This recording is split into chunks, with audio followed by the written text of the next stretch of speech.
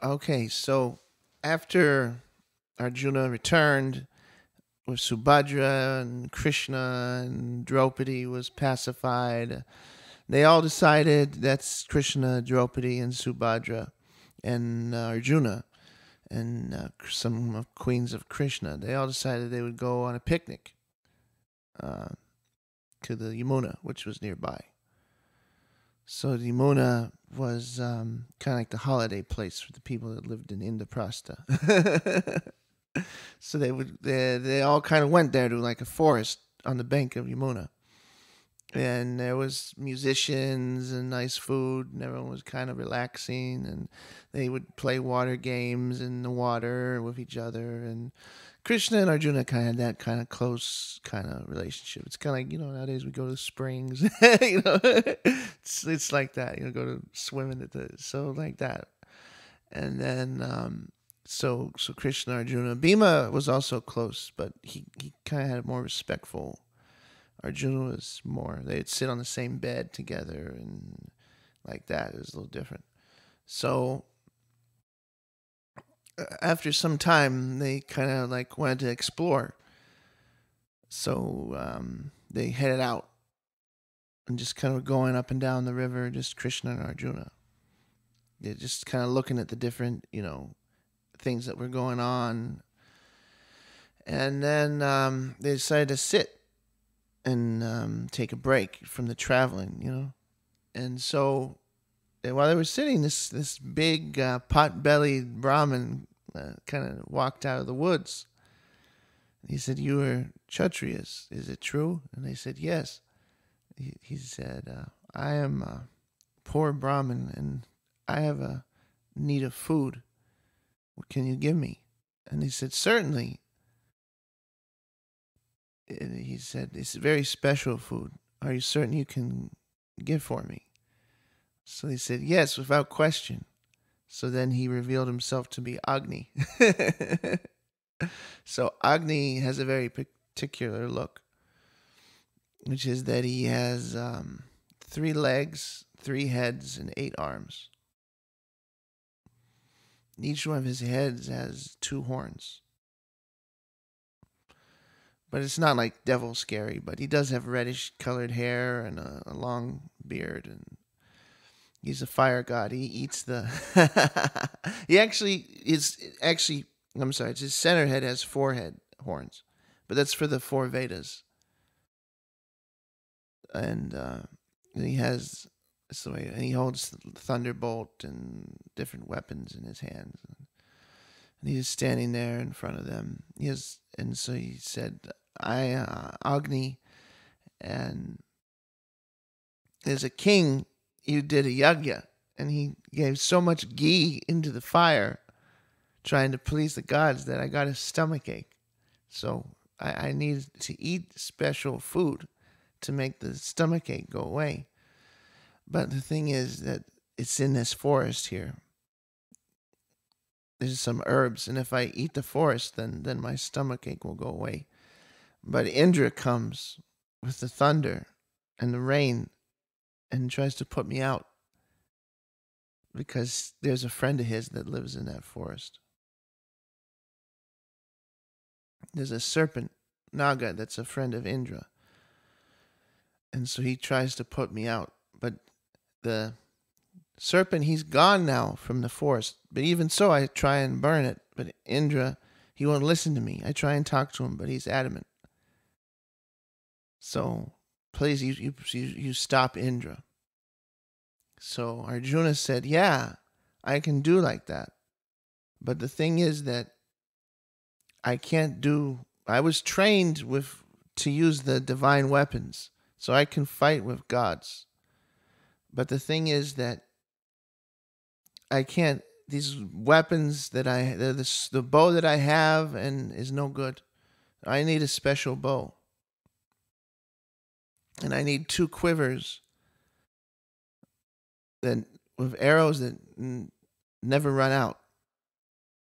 And a chariot. Give me a celestial chariot, and then I can stop Indra." So then Agni said, "Okay."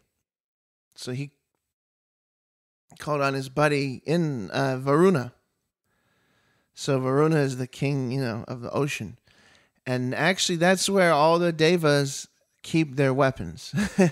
It's like it's the secret place. They hide all their treasures and all their divine weapons in the ocean. So Agni's kind of scared of the water, but he called on Varuna, and Varuna came. He said, "Can you get me a chariot and a bow and arrows for Arjuna?" And so then he came, and they gave him Arjuna the bow, Khandava bow, which is gold, is covered with gems. It almost looked like a rainbow from so many gems that were on it. And the bow was so powerful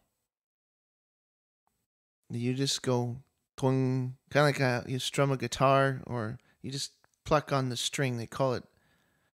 When you have a bow, you can just go tung. You don't dry fire it, but you just go tung. Just from that, the vibration is so strong that it's all the clouds. Arjuna did that one time. And the earth started to shake, and all the clouds left the sky just from one twang. That's how powerful the Khandava bow is. It sounds like thunder when you fire it.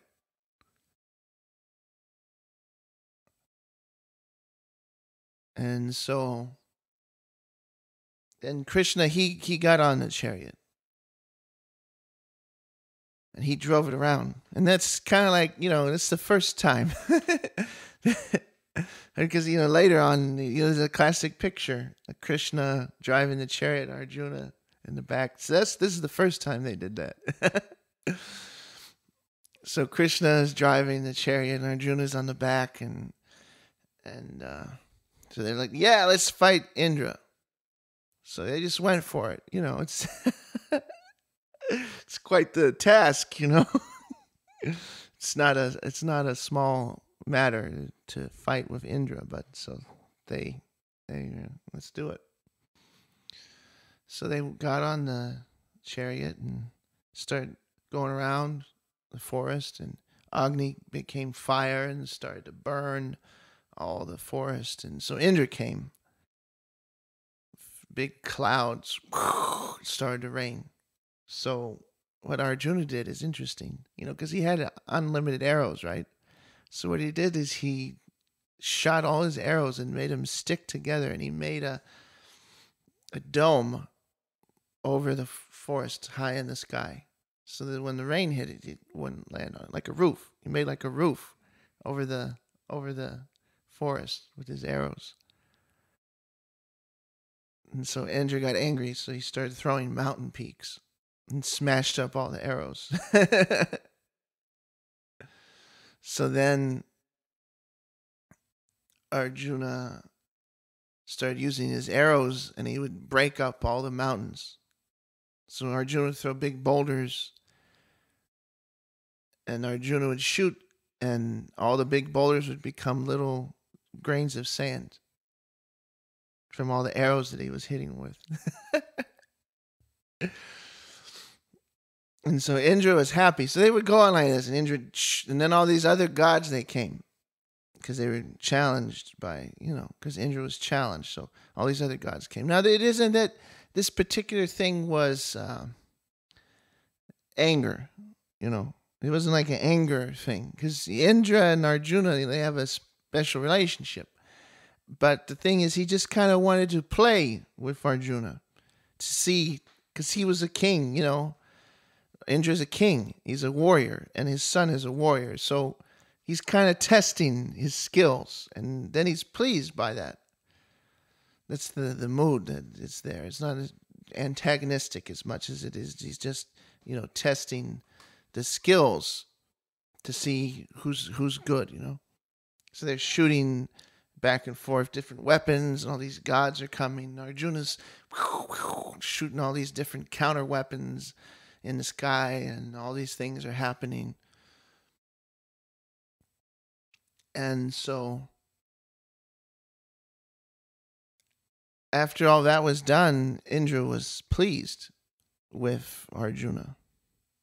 And he actually came down with all the devas, and he said, in the future, you come up to heaven, to Swarga, my kingdom, and I will teach you all the weapons known by the devas.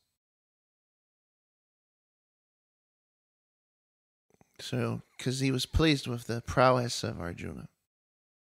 So they said, that's good. No. It's so after after Indra said that, the gods just went away, and so there was a lot of demons that lived in that forest. So Agni was burning them.